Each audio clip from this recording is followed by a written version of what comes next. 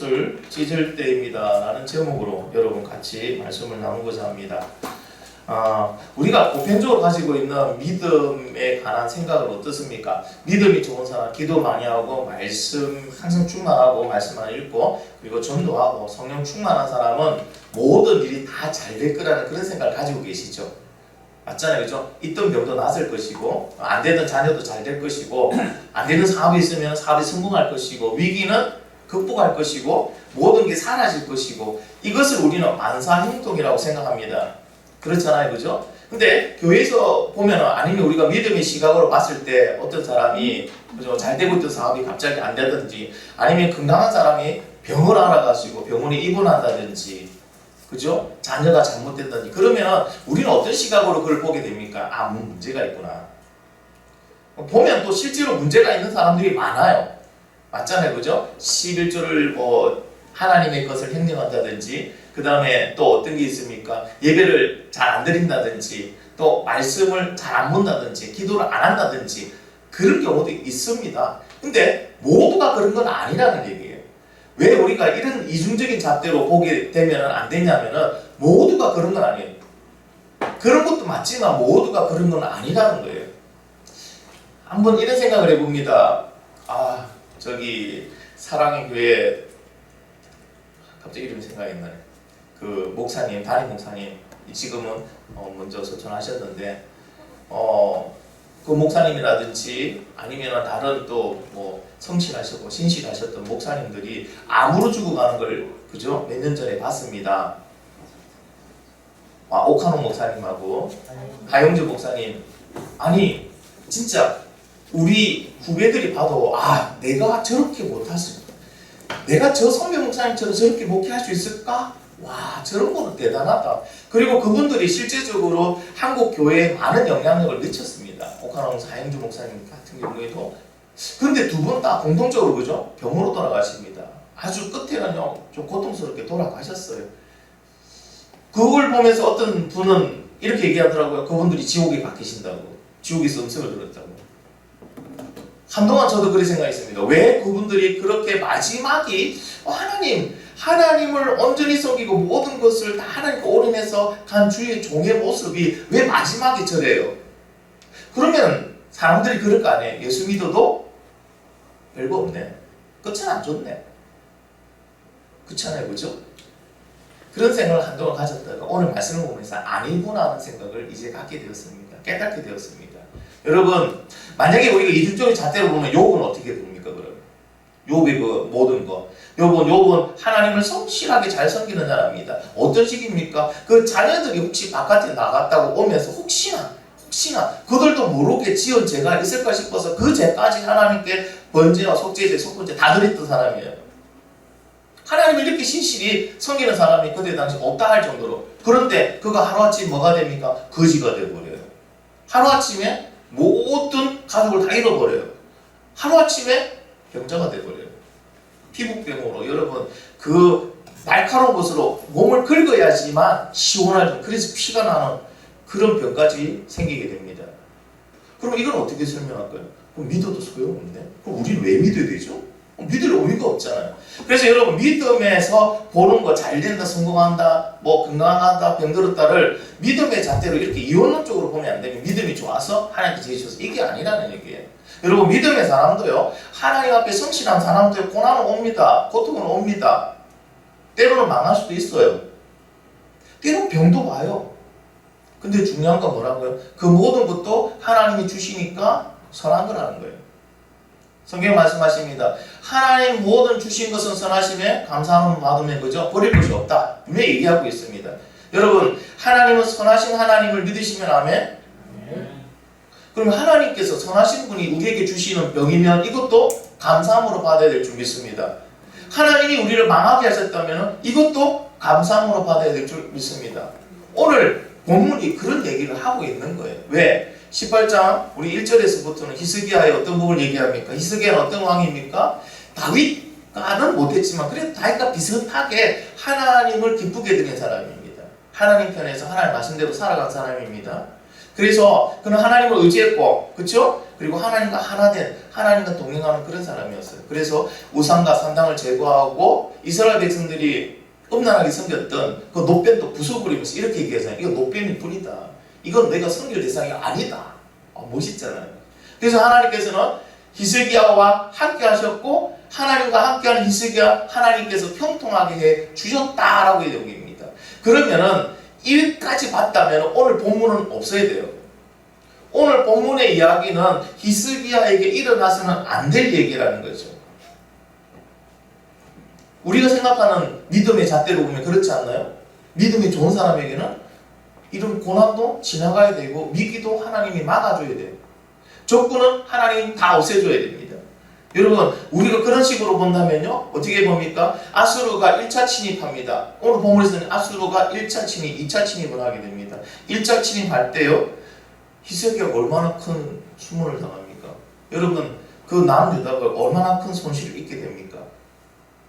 하나님께서 히스기야에게 믿음을 보신다면, 또 우리의 그냥 일반적인 생각으로 본다면 아수르가 공격 올 때 하나님 지심이 일어나게 해야 돼요. 그래서 내려오고 있는 아수르 군이 그죠? 갈라진 땅으로 막 들어가고, 그래서 무서워서 못 와요. 아니면 하나님께서 아수르 군인들의 발에 악성 무좀이 생기게 해서 해구를 못하게 한다든지, 여러분, 아니면은 모기떼를 보내어가지고 그냥 피를 쪽쪽쪽 빨아먹게 만들어서 못 녹게 하든지. 하나님 하실 수 있잖아요. 또 하나님 안 하셨어요. 그냥 놔두셨어요. 그 결과 어떻게 됩니까? 여러분, 남유다가요 완전하게 그냥 막 폐업 비슷하게 돼버립니다. 아니, 망할 수밖에. 왜? 히스기야 왕이 항복 편지를 가지고 라기스로 사람을 보낼 정도였어요. 얼마나 위급한 상황인지 아시겠죠? 그렇잖아요, 그죠? 한나라의 왕이 얼마나 위급했으면은, 얼마나 그 상황이 지금 위험했으면은 항복 문서를 들고 사람을 보내서 라기스로 왕에게 보냅니다. 그게 14절 말입니다. 14절에 유다왕 히스기야가 라기스로 사람을 보내어 아수르 왕에게 이르되 내가 범죄하였나이다. 뭐 범죄예요, 범죄하기는. 근데 스스로 낮추면서 내가 죄지었다 얘기합니다. 나를 떠나 돌아가소서. 왕이 내게 지우시는 것을 내가 당하기가. 조건을 말해라. 그 조건을 말해서 내가 들어주겠다. 대신에 더 이상 우리를 공격하지 말고 돌아가 달라는 얘기입니다. 근데 아수르 왕이 히스기야에게 이렇게 말합니다. 은 300달란트, 근 30달란트를 내라. 여러분, 은 300달란트면 11kg 정도 되는 무게입니다. 은으로 11kg. 금은 30달란트니까 1kg. 뭐 그 정도. 근데 이때 당시에 은 11kg, 금 1kg는 대단한 거예요. 그럼 이것을 주기 위해서 어떻게 했다고 히스기야는요? 그 왕궁에 있는, 그 나라에 있는 은이나 은은 다 가져와야 돼요. 금은요? 금은 없으니까 어떻게 한다고? 기둥하고 문에 새겼던 그 입혔던 금을 다 벗겨내가지고 히스기야가 아수르 왕에게 줍니다. 여러분, 얼마나 치욕적인 얘기입니까? 그렇죠? 우리도 이런 경험이 있잖아요. 일본에 얼마나 이거, 여러분, 우리 한국의 왕이 일본의 천황의 머리를 숙이고 한국 문서를 받고, 우리가 생각하기에는 히스기야는 이런 걸 당하면 안 되죠. 왜? 그런 믿음의 생활을 했으니까요. 하나님 앞에 정직하게 살았으니까요. 하나님이 기뻐하는 일을 했으니까요. 이런 일이 있으면 안 된다는 게 우리 일반적인 생각입니다. 비슷한 일이 또 있었어요.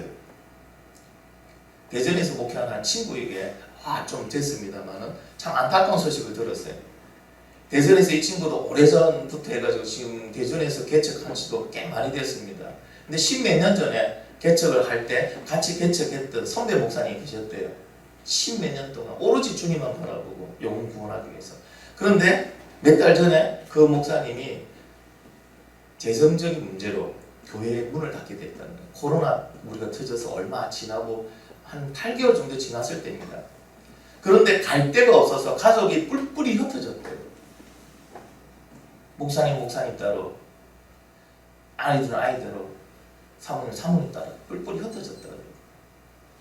근데 그 친구가 얘기하는 거예요. 그 선배 목사님은 자기가 여태까지 본 목사님 중에 제일 기도 많이 하시는 분이고, 제일 말씀 많이 보시는 분이고, 그리고 기도가 말씀이 아니면 전도만 하시는 분이었다. 그리고 성령의 은사가 있는 분이었다. 능력이 있는 분이었다. 그 말을 들으니까 더 마음이 아픈 거예요. 근데 우리 생각은 어때요? 기도 많이 하세요. 성경에 대해서 엄청나게 알고 갖고 있어요. 그리고 전도도 많이 하시는 거예요. 영혼에 대한 사랑도 많으신 거예요. 성령의 능력도 있는 분이에요. 간절을 통해 기도하면 한 잔도 났어요. 그럼 우리 생각은 어떻게 돼요? 그분의 교회는 무조건 부흥해야 되죠. 맞잖아요. 재정난 때문에 교회를 그만둬야 된다? 뿔뿔이었지. 이거는 생각도 할 수 없는 결론입니다.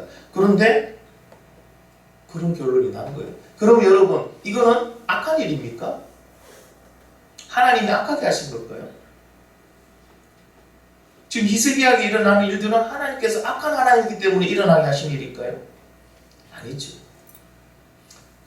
저는 오늘 본문의 말씀을 보면서 여기도 하나님의 선하신 뜻이 있을 것이다.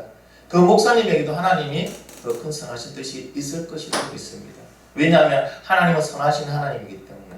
여러분 지금 이해되지 않으시죠? 이해가 안 될 거예요. 아니 난 하나님 믿고 하나님께 기도했는데 왜 이런 일이 나에게 생기지? 그러나 여러분 감사하시기 바랍니다. 하나님 선하신 하나님입니다. 왜 하나님께 감사해야 되는지 오늘 본문의 말씀을 통해 더 자세하게 여러분 알고자 합니다. 여러분 아수르가 왜 남유다를 공격한지 아십니까? 그때 당시에 배경을 보면 이렇습니다. 막 신흥 강국이 된 아수르가 이제 막 발짝발짝 일어나는 바벨론을 무찌르게 됩니다. 앞에서 발짝거리고 있는 바벨론을 아수르가 무찌릅니다. 그리고 이제 남아있는 국가가 어디느냐? 아수르를 대항할 수 있는 능력이 있다고 생각하는 국가는 애굽이었어요. 그러면 아수르 입장에서는 저 남쪽에 있는 애굽을 공격해 가야 되는데 그냥 공격하기보다는 다른 어떤 걸 사용하는 게 좋았어요. 그래서 어떻게 했냐면은 그 옆에 있는 블레셋을 정복하고 블레셋을 통해서 애굽을 공격하려고 했습니다. 근데 여러분 본문의 말씀 속에 보면요, 히스기야 왕이 블레셋을 공격해버리죠. 히스기야가 왕으로 간 다음에. 그러니까 자연적으로 아수르는 이제 누구를 공격해야 됩니까? 남유다를 공격하는 거예요. 북이스라엘을 정복하고 난 다음에 이제 남유다로 내려오게 됩니다. 명목은 뭐라고요? 남유다의 히스기야 왕이 친애굽 그리고 반아수르 정책을 펼쳤기 때문에 그게 괘씸하다는 거예요. 명분은 그거였어요. 목적은 애굽이었고요. 그렇게 해서 내려옵니다. 그런데 영적으로 보면 어떤 문제가 있었냐면요, 히스기야가 하나님을 의지하고 하나님과 함께 했지만요, 외교적인 부분에서는 하나님을 의지하고 하나님과 함께 있고 하나님을 믿었지만 외교적인 부분에서는 애굽도 의지했던 거예요.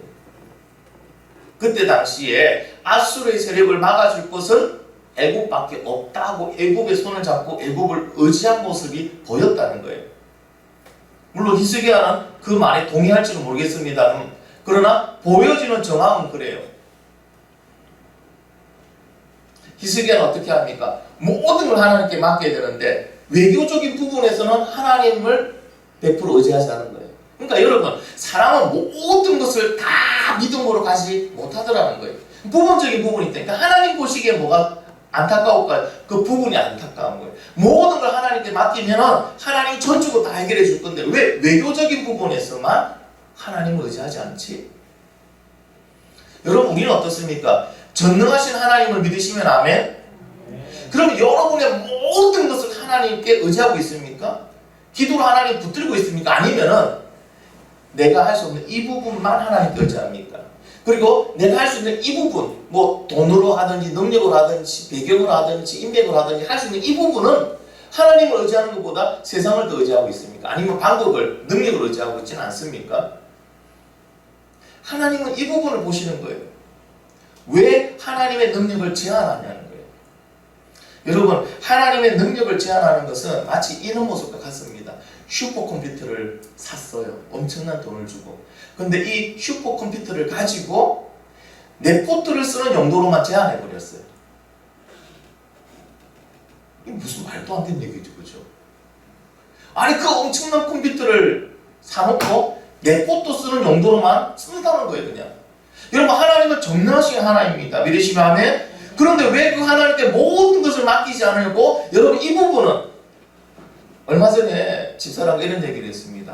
아파도 하나님께 기도하는 거 이제 힘들겠다. 왜 그럴까요? 의술이 좋아졌으니까. 병 잘 고치니까요. 약도 좋아졌으니까요. 그러니까 뭐 한다고요? 아프면, 이전에는요, 우리 선조들은요, 아프면 제일 먼저 뭐 했습니까? 기도했습니다. 목사님을 모시고 가서, 아니, 목사님한테 가서 안수 아니면 장로님도 모셔와서 기도했습니다. 아니면 집사님도 아니면 집에 친구들한테 기도해달라고 먼저 얘기하는 게 기도였습니다. 그리고 뭐 했습니까? 병원 갔어요. 그리고 약을 먹었어요. 근데 지금은 어떻습니까? 아파요. 그럼 뭐 하죠 우리는? 병원부터 가요. 왜? 잘 고치니까. 우리는 어느 순간부터 하나님을 전적으로 100% 의지하고 신뢰하고 맡기는 게 아니고요. 일부만 합니다.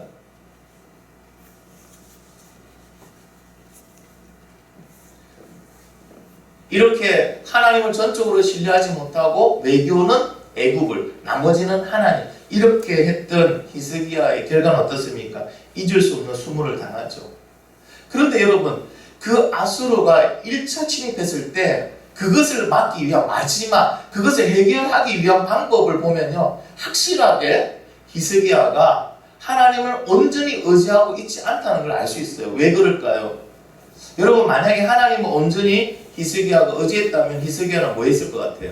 1차 침입 때 감당할 수 없습니다. 아수르를. 그 막대한 여러분 공격력의 그 군사 때문에 여러분 더 이상 히스기야가 그들을 감당할 수 없습니다. 그럼 히스기야가 하나님을 전적으로 의지하고 전적으로 신뢰했다면 히스기야는 뭐 했을까요? 여러분 얘기해 볼게요. 하나 둘 셋. 그렇죠. 기도했죠. 맞잖아요. 하나님밖에 없습니다. 기도밖에 없죠. 근데 히스기야는 뭘 합니까? 항복 문서를 들고 갑니다. 조건을 말해달라. 그래서 조공을 바칩니다. 그리고 물러가게 만듭니다. 이거는 어떤 방법입니까? 세상적인 방법이죠. 제일 간단한 방법이죠. 맞잖아요. 그죠? 뭐 요구하라고. 금을 달라면 금을 줄 것이고 은을 달라면 은을 줄 테니까 더 이상 우리 공격하지 말고 우리 죽이지 말라. 그러면 간단히 끝나요. 전쟁에서 전쟁을 해결하는 가장 간단한 방법은 뭡니까? 항복하는 거예요. 히스기야는 하나님을 의지하고 하나님을 믿고 하나님께 기쁨이 되기를 나갔지만은 한편으로 아직도 하나님을 의지하지 않는 부분이 있더라는 거예요. 왜? 위급 상황이니까. 지금 여기는 목숨이 달려있는 위급한 상황이니까 그때 히스기야의 하나님을 의지하지 않는 모습이 보이기 시작하는 거예요. 여러분 편할 때는요 아무 일 없을 때 우리가 하나님을 100% 의지하는 것 같죠. 잘 믿는 것 같아요. 근데 뭐에서 보면 알 수 있다고? 고난 가운데 보면 알 수 있어요. 문제 가운데 보면 알 수 있어요. 특별히 어떤 문제, 목숨이 달려있는 아주 위급한 상황이 딱 보면은 그 사람 믿음을 볼 수 있어요. 지금 저와 여러분 믿음은 어떤 믿음일까요? 우리도 항복 문서 들고 그죠? 문제를 해결하려고 달려가고 있지는 않을까요? 여러분 한 가지는 아셔야 됩니다. 세상은요 세상이 요구하는 방법을 들어주게 되면 그것이 끝이 아니라는 거예요. 그것이 이제 시작이라는 거예요. 어떤 걸로 더 큰 요구를 해온다는 거예요. 여러분 히스기야 왕은 이렇게 생각했을 거예요. 금은 주고 항복하면 이걸로 끝. 이제는 더 이상 아수르를 우리가 건드리지 않을 거야. 공격하지 않을 거야. 웬걸 더 많은 군사로 이제는 아예 남유다를 집어먹겠다고 군대를 2차 파견시킵니다. 2차 침략하는 거예요. 여러분 미국은 테러범과 협상하지 않는 국가로 유명하죠. 왜 협상하지 않는지 아세요? 한번 그들의 요구를 들어주면요 또 다른 테러범이 미국을 노리고 들어온다는 거예요. 그래서 미국은 아예 테러라는 자체에서 협상은 없습니다. 여러분 우리가 세상의 요구를 한번 들어주기 시작하면 세상의 방법을 쓰기 시작하면 그걸로 끝이 아니고 그것은 이제부터 시작이 되는 거예요. 그것을 어떻게 해요? 내 믿음이 이제 기울어서 가는 거예요. 그래서 여러분 그 한 번이 중요한 거예요. 한 번에 여러분 이기고 그 한 번을 믿음으로 승리해야 되는 거예요.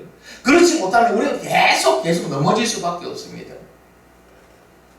여러분 믿음에는요 단계가 있는데 그 단계에서 세상의 방법이 아니고 믿음의 방법으로 승리하지 못하면 계속 그 방법이 되풀이 돼요. 결국에는 그쪽으로 쭉 믿음이 성장했다가 그 방법에 또 세상 방법 사용하면 또 떨어지는 거예요. 믿음은. 그리고 또 하나님 은혜로 믿음이 회복돼가지고 또 그 단계에 또 못 넘어가면 그때 믿음으로 기도하면 이겨나가야 되는데 히스기야처럼 항복 문서 들고 나가는 순간 또 떨어지는 거예요.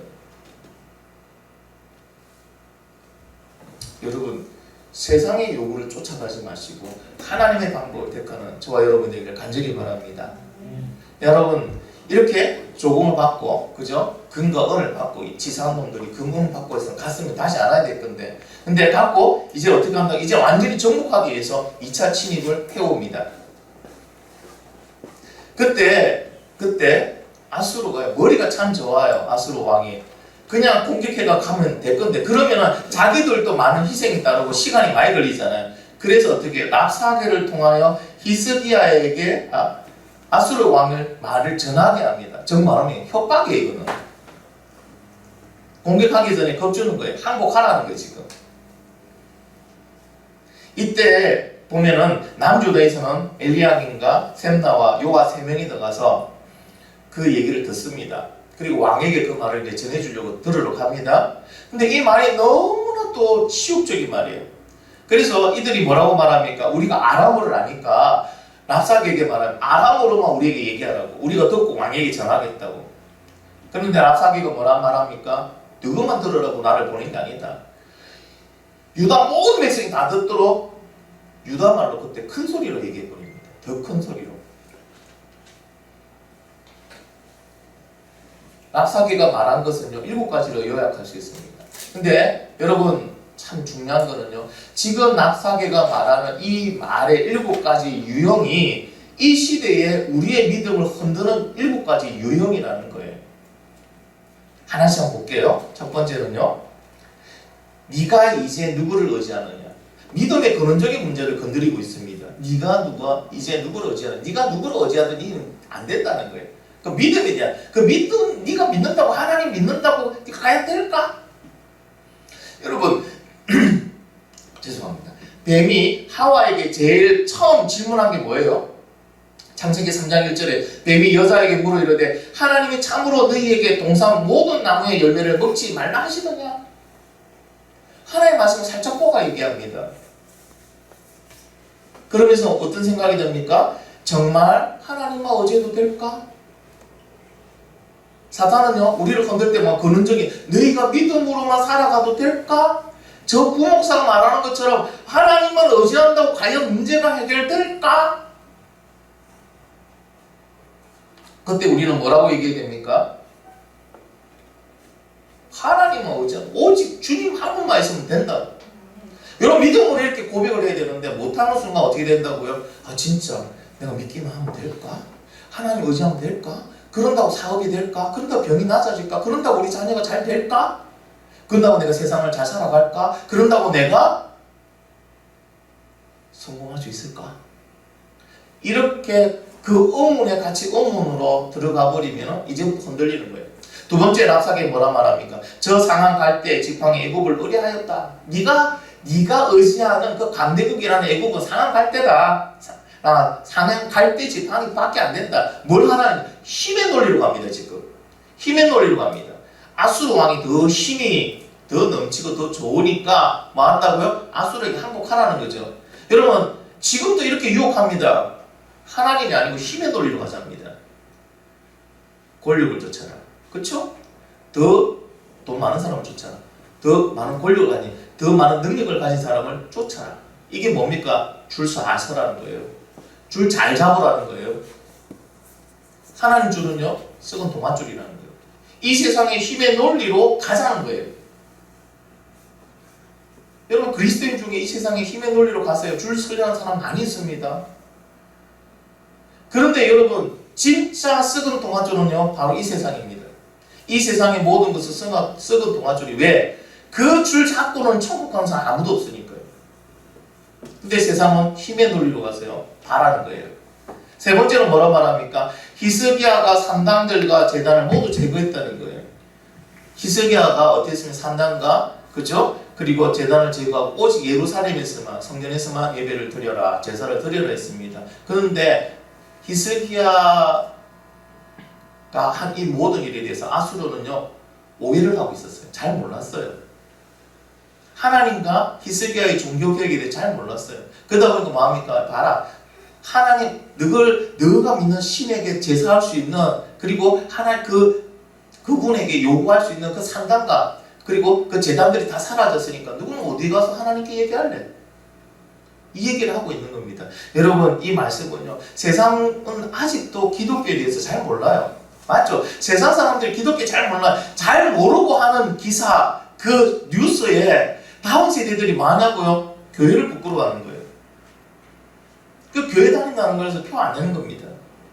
물론 교회가 다 잘했다는 건 아니에요. 그러나 교회의 근본적인 본질은요 어떤 겁니까? 세상을 복음으로 구원하는 영혼의 방역센터입니다. 지금 우리 코로나에 여러분 일선에서 코로나를 막고 저지하고 지금 하고 있는 게 뭡니까? 방역센터들이 하고 있잖아요. 우리가 영혼의 방역센터, 교회가 없다면은 이 땅은요 그냥 죄로 인해서 물들고 그냥 암흑천지예요. 교회가 빛과 소금의 역할을 하고 있기 때문에 그나마 지금 이 땅에 이 세상에 이렇게 살아가고 있는 거예요. 잘못된 오해하고 모르는 그 세상 사람들의 뉴스와 그 얘기에 여러분 귀담아 들을 필요가 없습니다. 네 번째는 이렇게 말합니다. 아수르의 침략은 하나님의 뜻이다. 여러분 25절에 내가 어찌 여호와의 뜻이 아니고서야 이제 이곳을 멸하러 올라왔겠느냐.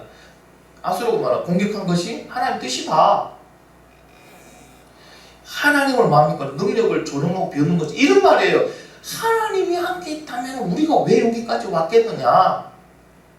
야, 네가 하나님을 믿지, 네가 하나님의 자녀라면은 그럼 너에게 왜 돈과 명예와 권력 이런 것이 없느냐? 하나님 그거 못 주시는 분이냐? 세상은 이렇게 조롱해요. 우리 믿음 건드려 놔요. 근데 여러분 눈에 보이는 것이 전부가 아니죠. 눈에 보이지 않는 것이 더 많습니다. 근데 세상은요 눈에 보이는 것으로 모든 기준을 잡아버립니다. 여러분 눈에 보이지 않는 엄청난 것들을 볼 수 있기를 간절히 바랍니다. 다섯 번째 얘기는 이 얘기입니다. 히스기야가 너희에게 여호와를 의뢰하라 하는 말을 듣지 말라.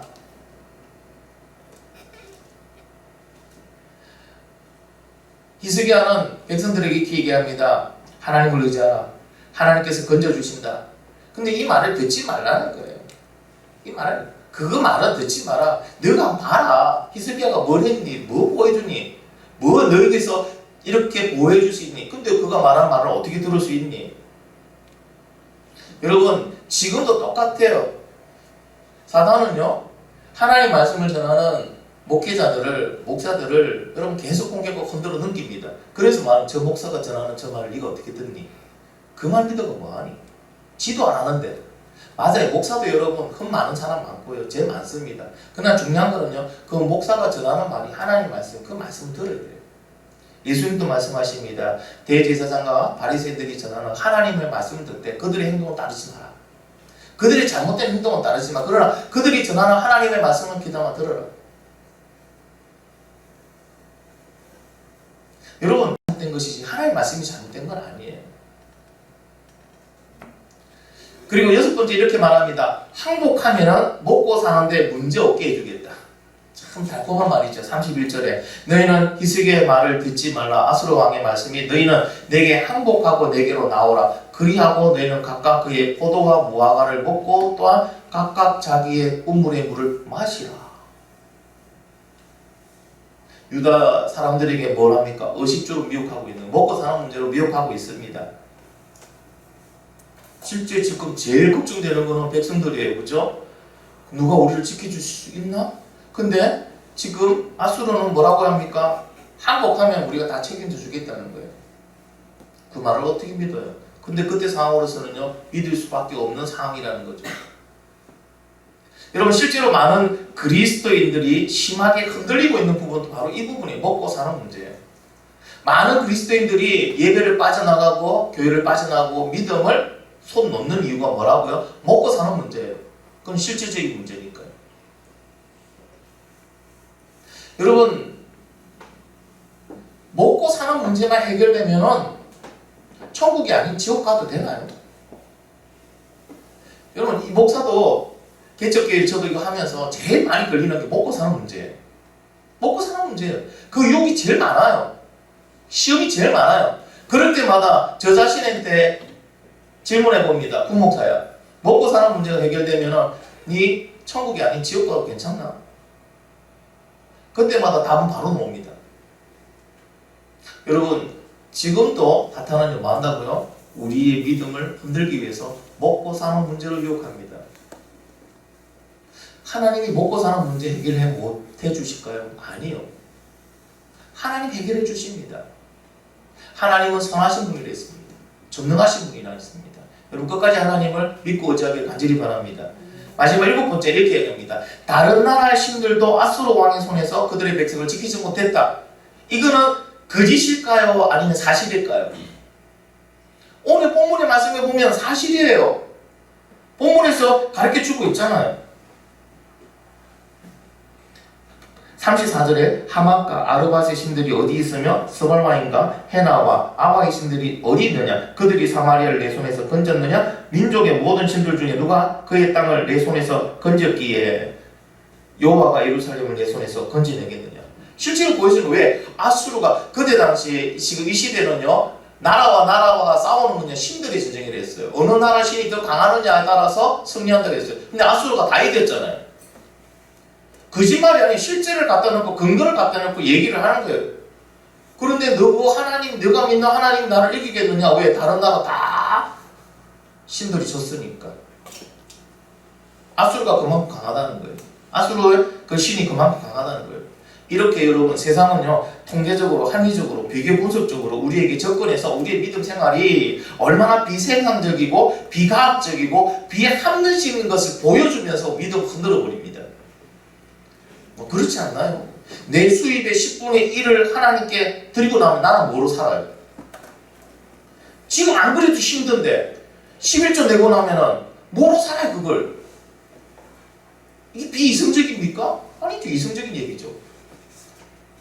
여러분 믿고 기도하면 이루어진다?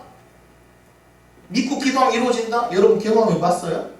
그 근거가 어디 있어요? 눈에 보입니까? 누가 그 근거에 대해서 보증을 썼습니까? 돈 내고 섬기고 봉사하는데 여러분 교회에서 대우받습니까? 목사들한테 대우받습니까? 얼마나 비합리적이고 비생산적입니까?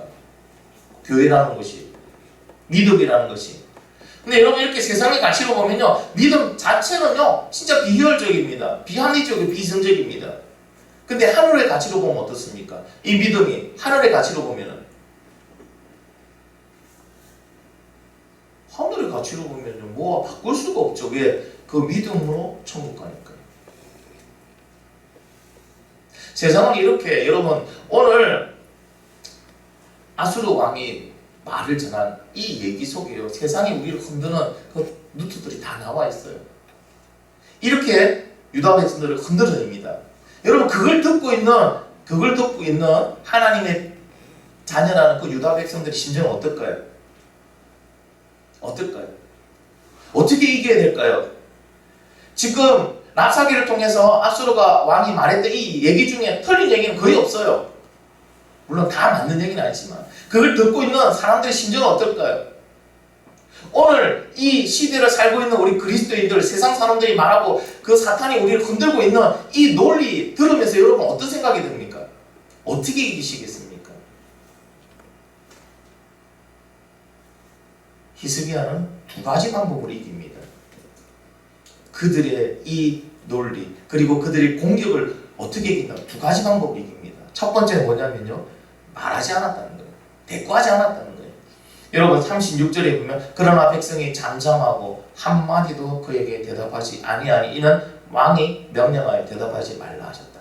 그들이 할 말이 없는 게 아니에요. 할 말이 없거나 말할 줄 모르는 게 아니에요. 왕이 말합니다. 거기에 대해 답하지 마라. 옳고 가름을 얘기하지 마라. 싸우지 마라. 왜 그랬을까요? 분하고 억울해서 할 말이 많았겠지만은 감정적으로 이 문제를 대하지 말라는 거예요. 결국에는 그 말을 듣고 교회가 뭐 하면 안 됩니까? 세상이 그렇게 말해도 그건 잘못 들을 수 있으니까 모르니까 하는 말이에요. 거기에 대해서 감정적으로 가서 교회는 이렇고 왜 감정적으로 하지 말라는 거예요. 뭐 하라는 겁니까? 믿음으로 문제를 해결하는 거예요. 믿음은 하나님의 뜻대로 움직이는 게 믿음이에요. 그러니까 감정으로 움직이지 말라는 거예요. 그 상황 속에서도요 히스기야는 아주 냉철했습니다. 그리고 본질을 보고 있었어요. 그래서 말하지 말라. 감정으로 대하지 말라. 두 번째는 뭐합니까? 옷을 찢었다는 거예요. 여러분 37절에 보면은 그죠? hil기야 아들로서 왕궁 내 책임자인 엘리야김, 서기가 셈나, 압사의 아들 사간, 요아가 옷을 찢고 히스기야에게 나가서 랍사께 한 말을 전하죠. 이 말을 들은 히스기야는 어떻게 했을까요? 19장 1절에 히스기야 왕이 듣고 그 옷을 찢고 굵은 배를 두르고 여호와의 전에 들어갔다. 여러분, 옷을 찢는다는 것은 어떤 의미냐면요, 분하다는 거예요. 너무 당황스럽고 분하고, 그런데 어떻게 한다고요? 내가 할 수 있는 힘이 없다는 거예요. 절망의 상태를 표현하는 게 옷을 찢는다는 거예요. 자, 옷을 찢고 새 옷을 입은 게 아니고요, 옷을 찢고 뭐 했다고요? 하나님께 기도하러 갔다는 거예요. 하나님께 기도하러 갔다는 거예요. 그래서 히스기야가 여러분 이긴 방법은요, 감정으로 대하지 않고요, 믿음으로 대하고 옷을 찢고 기도하러 하나님 앞에 섰다는 거예요. 그래서 2차 침략은 더 엄청난 군대가 왔는데도 불구하고 하나님이 지켜주시는 거예요. 하나님 이기게 하시는 거예요. 여러분, 믿음의 사람에게도 풍랑은 옵니다. 믿음의 사람도 풍랑을 만납니다. 성령의 사람도 어려움이 있습니다. 하나님께서는 전쟁이라는 큰 고난을 통해 하나님을 의지하고 대외적으로 애굽을 의지하고 있던, 하나님을 전적으로 의지하지 못하고 애굽이라는 부분을 조금이라도 의지하고 있던 그 히스기야의 믿음을 순수한 믿음으로 이제 정지해 가신 거예요. 하나님이 악하거나 능력이 없어서 그 병사들이 오게 한 게 아니에요. 그리고 하나님께서 주시는 형통이라는 거는요, 풍랑을 만나지 않게 하는 게 아니에요. 풍랑을 만나도 그것을 이겨낼 수 있는 힘을 주시는 게 하나님의 형통인 줄 믿습니다. 지금 여러분 살고 있는데, 살아가는데 큰 풍랑을 만났습니까? 큰 고난과 어려움이 있습니까? 괜찮습니다. 하나님을 의지하고 하나님과 함께 하면요, 하나님께서 이겨낼 힘을 주십니다. 이것이 하나님의 형통의 방법이니까요. 이제 우리가 해야 될 일은 뭡니까? 침묵하는 거예요. 세상 것에 너무 신경 쓰지 마십시오. 뭐 한다고요? 감정으로 대하지 말고요, 그 모든 것을 믿음으로 대하시고, 이제 뭐 하면 됩니까? 옷을 찢어야죠. 우리 영적인 옷을 찢어야죠. 그래도 히스기야가 왜 옷을 찢습니까? 하나님의 자녀인데 너무 비통하고 애통하다는 거예요. 원통하다는 거예요. 우리는 좀 그리스도인으로 이런 모습이 좀 있어야 될 것 같아요. 이번 우리 코로나 방역 대책으로 인해서 정부가 우리를 보고 있는, 세상 사는 우리 보고 있는 시각들 보이죠? 근데 너무 억울한 거 없습니까? 원통한 거 없습니까? 근데 어떻게 옷을 찢는 사람들이 별로 없어요. 진짜 옷을 찢으면서 하나님, 우리가 왜 이런 시각으로 봐야 됩니까? 왜 우리는 이런 대접 받아야 됩니까? 마치 교회는 무슨 세균들이 두글두글, 바이러스가 두글두글 하는 그런 집단으로 비춰져야 됩니까? 하나님, 우리의 잘못이 있습니다. 그러나 하나님 그래도 억울합니다. 우리를 세워달라고, 우리가 바른 모습 보이게 해달라고. 여러분, 기도하는 그리스도인들이 너무 아쉽고 너무 없더라는 거예요. 하나님 우리에게 말씀하시는 겁니까? 지금이 옷을 찢을 때입니다. 지금이 옷을 찢을 때입니다. 한국 문서 들고 들어가지 마십시오. 세상 것에 세상의 방법으로 대하면요, 끝 없습니다.